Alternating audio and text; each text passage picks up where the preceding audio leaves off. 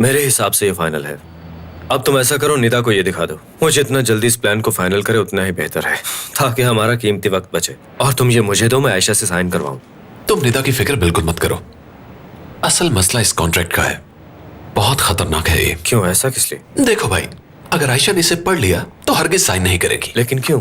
इसके निकात बहुत ही सख्त लिखे हुए हैं। ऐसा लग रहा है जैसे किसी को सजा सुनाई जा रही है। जानते हो मुझे क्या लग रहा है? ये कॉन्ट्रैक्ट तुम्हारा प्लान खराब कर देगा। लेकिन इस कॉन्ट्रैक्ट में हम सब की तो बेहतरी है ना, हम सब तो महफूज हो जाएंगे ना। शायद, कुछ कह नहीं सकते, तुम कोशिश करके देख लो। यार मुझे नहीं लगता कि वो इसे पढ़ेगी। पता नहीं जिसने लिखा होगा उसे लिखने में कितना वक्त लगा होगा। जैसे ही वो इसे देखेगी उकता जाएगी। आयशा, हाँ, तुम्हें लगता है वो नहीं पढ़ेगी? अरे यार, जब वो पढ़ने लगेगी तो मैं उसका ध्यान कहीं और बटा दूंगा। अगर कोई खवातीन को धोखा देने का इंस्टीट्यूट होता ना, मैं यकीनन प्रोफेसर होता आज वहां पे।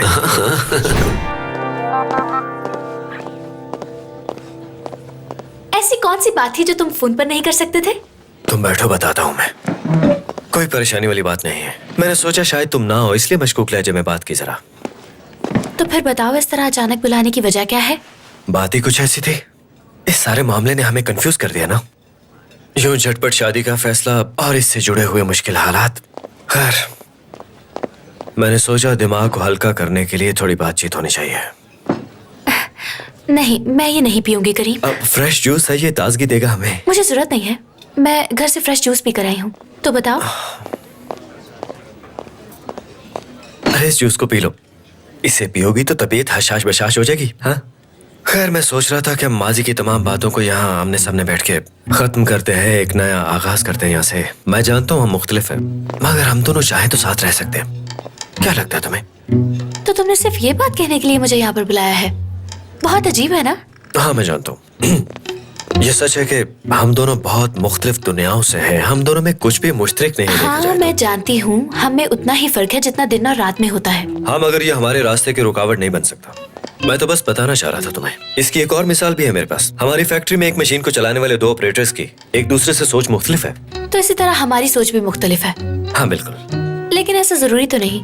अक्सर आपको ऐसे लोगों के साथ भी काम करना पड़ जाता है जो आपको बिल्कुल भी पसंद ना हो। तो उसका ये मतलब तो नहीं कि आप काम करना छोड़ दें। ऐसे लोगों के साथ भी काम करना पड़ जाता है जिनको देखकर नोच खाने का दिल करे। लेकिन क्या कर सकते हैं, काम तो करना है, घर तो चलाना है। काम को हमेशा प्रोफेशनल लेना चाहिए, पर्सनल नहीं लेना चाहिए। तुमने बहुत जबरदस्त मिसाल दी आयशा। मैं भी बिल्कुल कुछ ऐसा ही कहने वाला था तुमसे। हम दोनों जवान हैं, बहुत एनर्जी है हम में। ये एनर्जी हमें इन फजूल की लड़ाई झगड़ों पर जाया नहीं करनी। मंजूर है मुझे।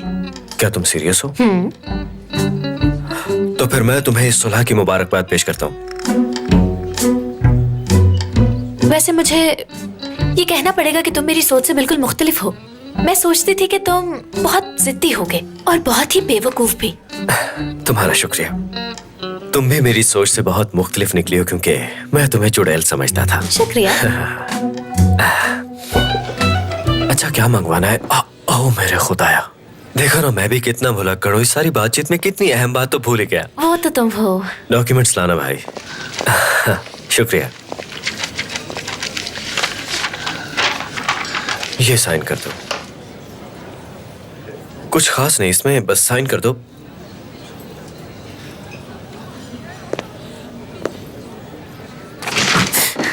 तो ये सारा सीन इस कॉन्ट्रैक्ट के लिए किया तुमने? कैसा सीन यार? तुम क्या समझते हो कि मैं बेवकूफ और जाहिल हूँ? ये तुम कैसी बातें कर रही हो आयशा? क्या हो गया तुम्हें यार? ऐसा क्या? तुम क्या सुन रहे हो यहाँ? जाओ यहाँ से, अपना काम करो भाई।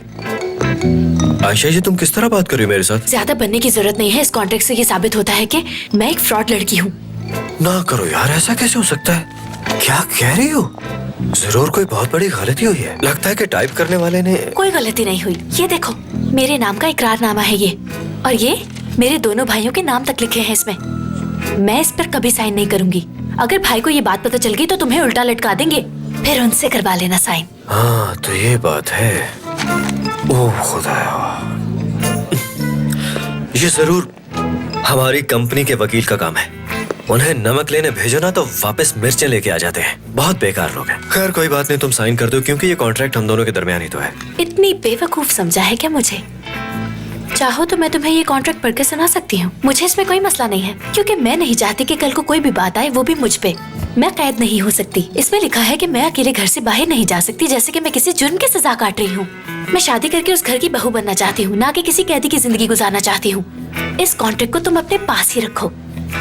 तुम ऐसा करो, साइन कर दो, बाकी मामला में इसके देखो। साइन करने का मतलब है अपने पैर पे कुल्हाड़ा मारना। आयशा बस भी करो, खामखा मामले को तूल मत दो। तुम साइन करो, हम दोनों के दरमियान ही तो है ये कॉन्ट्रैक्ट। करीम, अगर ऐसा कॉन्ट्रैक्ट मैं तुम्हें देती तो तुम साइन करते क्या? तुम्हारी कसम आग झपकने से पहले साइन कर देता मैं। तो ठीक है, इस पर भी तुम्हें साइन कर दो। और सुनो, इस शादी में हम दोनों का फायदा है, समझे तुम? और पैसे भी दोनों में तकसीम होंगे। लेकिन पहले तो तुमने कहा था कि पैसा नहीं चाहिए तुम्हें। इस पे साइन करो और यकीन दिलाओ मुझे। तुमने ये सोच कैसे लिया कि मैं तुम्हारी हर बात मानूंगी करीम? मैं अपने फैसले खुद कर सकती हूँ। और जहाँ तक बात इस कॉन्ट्रैक्ट की है, तो इसमें मेरा कोई फायदा नहीं है। सारा फायदा सिर्फ और सिर्फ तुम्हारा है करीम। तुम चाहते हो मैं इस पे साइन कर दूं? अगर इसमें सिर्फ पैसों का जिक्र होता तो मैं फौरन साइन कर देती।